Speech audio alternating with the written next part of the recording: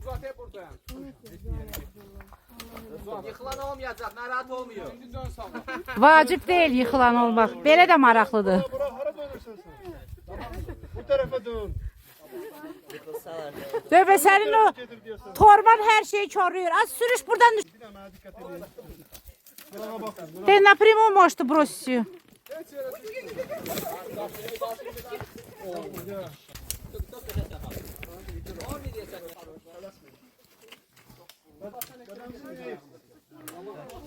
Böyle yok.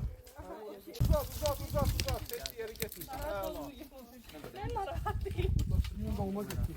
Düş, напрямую gələ bilərsən, gəl.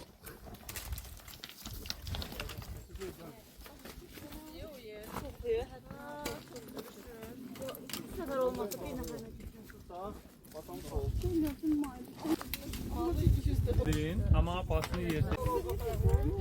Benim boyda ayağım yok. Gel.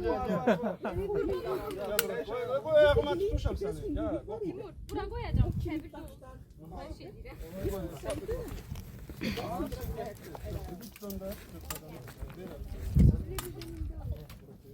Gel. Sağ hara dön. Adam burada adrenalindən yəqin çaşır. Oh. Ben niyə dağıtdın cəmaatın cığırını? Video düşsün diye. Spesifik değil o. Ben satmışam, başı da. Gəl. Gel Emin. Aha, axırıncı bərəkçimiz.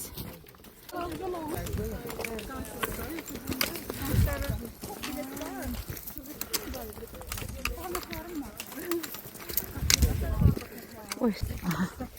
Anda kaldım.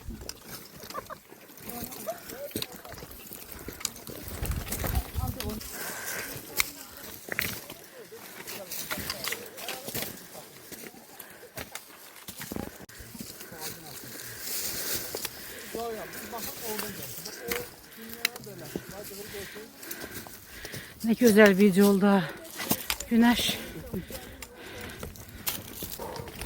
Baş yetti. Gelin korkmayın.